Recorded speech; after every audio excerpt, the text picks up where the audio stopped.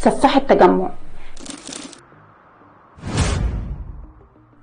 قضية قلبة السوشيال ميديا، بس انا مالي ومال السفاحين، انا واحدة بتاع التاريخ. لكن لما قعدت ادور كده في التاريخ لقيت ان عقوبة الاعدام دي حاجة مش جديدة علينا، وبالرغم من قلة المصادر عنها الا ان هي كانت موجودة من قديم الازل. فالنهارده جاي احكي لك على الترند بس قديم حبتين كده ثلاثة.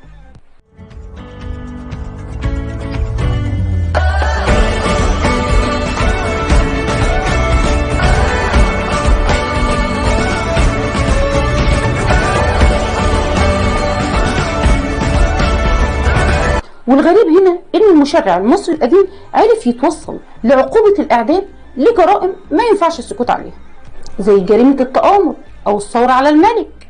ده الملك كان بيعمل محاكمة استثنائية لسرعة البت فيها، وده لسبب وجيه قوي، لان معظم المتآمرين على الملك كانوا دايما بيطلعوا يا اما من قرايبه يا اما من حشيره، وفي امثلة على كده من التاريخ كتيرة قوي.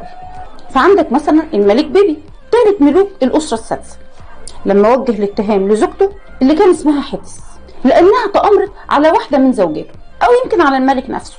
لكن ده بقى ما يجيش حاجة في مؤامرة الحريم، اشهر مؤامرة في التاريخ المصري كله، ودي كانت في عهد رمسيس الثالث، اللي كان وقتها معروف ان الملك بيتجوز زوجات كتيرة جدا، لكن منهم الشرعيين ومنهم الغير شرعيين، لكن وريث الحكم لازم يكون من زوجة شرعية. لكن الملك رمسيس الثالث كان ليه وجهة نظر تانية، وفكر كده انه يعين واحد من ابنائه الغير شرعيين وريث ليه. مين اللي سمع بالموضوع؟ مراته الشرعية، ام اول ابن ليه اللي كان اسمه بنت اور. فكأي ام مصرية وخايفة على مصلحة ابنها، فقعدت تفكر كده، جوزي ولا ابني؟ ابني طبعا. فدبرت مؤامرة لاغتيال الملك رمسيس الثالث، بس فكرت في ذات نفسها كده وقالت لك انا مش هقدر عليه لوحدي.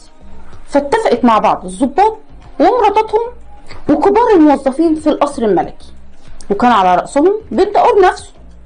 لكن قرب ما جم ينفذوا المؤامرة واحد منهم رجع في كلامه، وعلى طول الملك شكل محاكمة واتحكم على معظمهم بالإعدام. لكن مش بس التآمر على الملك اللي كان بيستوجب عقوبة الإعدام، لكن التآمر على الحيوانات كمان، وده الجديد. وده لأن المصريين القدماء كانوا بيقدسوا الحيوانات بشكل كبير جدا، ولا تقول لي جمعية الرفق بالحيوان. أصل الحيوانات بالنسبة للمصريين القدماء ما كانتش حيوانات، دي كانت رموز للمعبودات والآلهة، وخصوصا بقى القطط وطقرب ومنجل اللي كان ليهم قدسية خاصة جدا عند المصري القديم. أما بقى لو فكرت تسرق مقبرة قول على نفسك يا رحمن يا رحيم، لأن دي كانت عقوبتها حاجة من اتنين: الإعدام لو لمست الموميا، والسجن لو سرقت محتويات المقبرة. لكن أغرب حكم على الإطلاق بالإعدام كان إعدام الأطباء اللي غلطوا في علاج مرضاهم ووصلوهم للوفاة، وده ببساطة لأن المصريين القدماء اعتبروا الطب فرع من علوم الكهنوت، وكان الأطباء في الحملات الحربية أو الرحلات بيعالجوا المرضى ببلاش، وده ببساطة لأنهم كانوا بياخدوا مرتباتهم من الحكومة. لكن الحكومة ما بتعملش حاجة كده ببلاش، لأن في المقابل كان الأطباء دول لازم يكتبوا العلاج من أصول مكتوبة من مشاهير الأطباء. لكن لو الطبيب حاول يجود كده من نفسه نجح كان بها، غلط ملوش عند المصري القديم إلا عقوبة واحدة بس: الإعدام.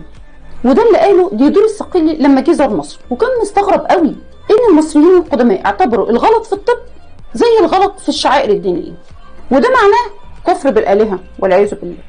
فالإعدام ده مش جديد علينا خالص، ونتمنى إن كل واحد غلط ينال جزاء. ودي كانت حكايتنا النهارده، يا رب تكون عجبتكم، واستنوني في حكايات حلوة كتير من معرشة حياتي. باي باي.